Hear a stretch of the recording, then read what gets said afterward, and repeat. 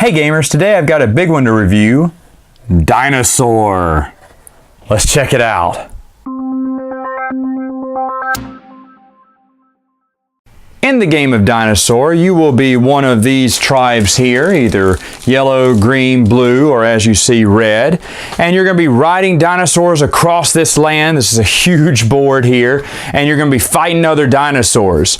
Now, if it's a two-player game, one player will be on this side, the other player will be on that side. If it's a four-player game, you'll just divide this into four, and they'll each have their own individual corners of where they'll start. Now, some of the dinosaurs that you get in this, they're really nice. Here is the Brontosaurus, as you see, all battled out and everything.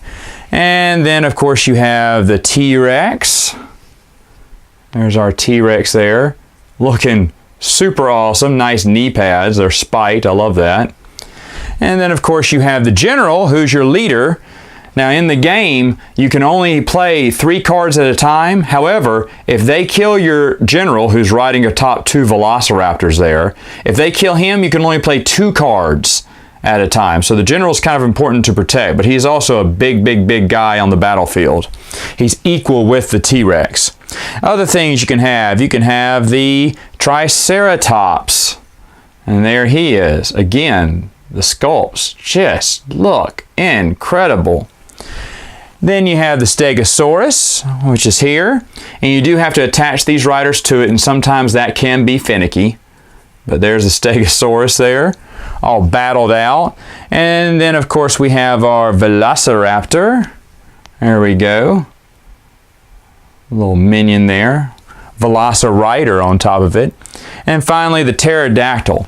Now, most dinosaurs may not cross over enemy dinosaurs. They have to do battle with them, unless you're the pterodactyl. A pterodactyl can be on the same space as a dinosaur and pass through it without having to battle it, because, of course, it is flying, it is over the air. Of course, they want to do battle, they can. Now, as you see in the middle here, there is a volcano here, and they have these little lava balls here. And every player is going to start with 3 lava balls. What the lava balls do is they allow you to re-roll one of your die, or let you play the same card that you just played on a previous turn.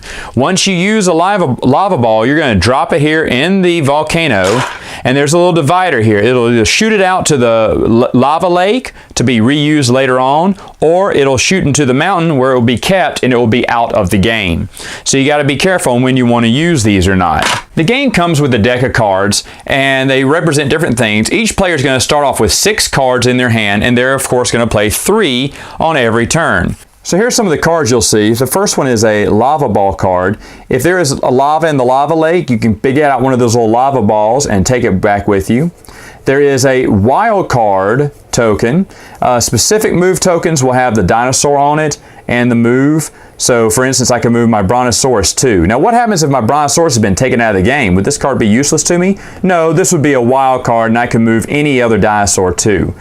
These are general wild cards. You can move any dinosaur that many spaces, but these are also the only cards that will move your general around the board. They can only move on wild cards.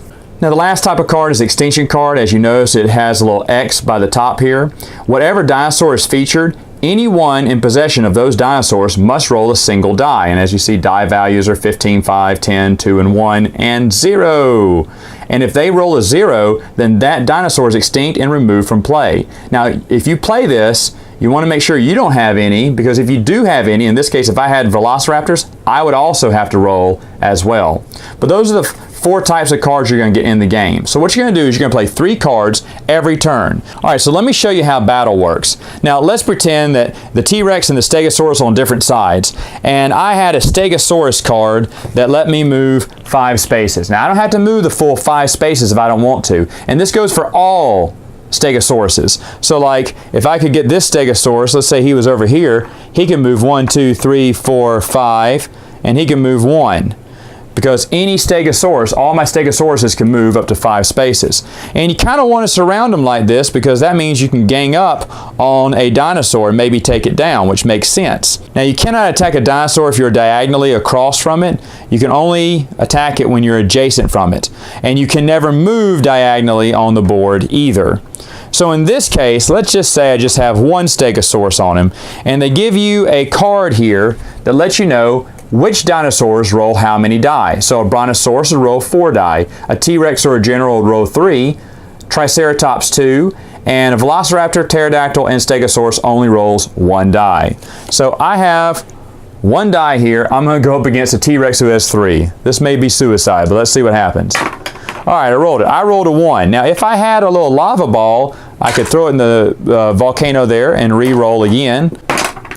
And this time I rolled a 15. All right, much better. Now it's time for the T-Rex to go. Now in this scenario, the T-Rex has also rolled a 15, so it looks like a tie. However, the attacker has the advantage here because they can add this number to their die roll. So in actuality, the Stegosaurus has a 20 against the T-Rex's 15. Now if the player who's playing the T-Rex wanted to use a lava ball, they could re-roll maybe this blank die and score another 5 and save themselves the embarrassment of getting beat by a Stegosaurus, because a tie means no one wins. The defender will not be able to use any cards in their hand. Only the attacker will get the advantage here. Whoever wins the battle, the other one is removed from the game, and the game goes on like that until you have completely eradicated all of your opponent's dinosaurs. And that's the game. So final thoughts on the game. Well, this came out only in Germany. So that's the only place you could get it. You can get it online. I'll be honest, it costs a pretty penny probably. I found it for a decent price. I saw this first on Tom Vasel's bookshelf, and I always wondered what that was. But there are no videos about it, so I may have made the first review of this game. It's been out for years. The rule book was printed in German, but they gave me an English translation of it. I got it from Germany, and the game is awesome. You see those miniatures? Those dinosaurs look incredible. Now, my nephews absolutely loved this game when I showed it to them. I think a part of their skull blew out from their head because they were just like, what is this? You know, they're riding on dinosaurs, you're playing cards, you're fighting, you're throwing meteor or lava rocks or whatever at each other. They loved it. It is a super fun game. Now, it is what it is. Play cards, smash your opponent. That's all. It doesn't pretend to be anything else, and it doesn't need to be.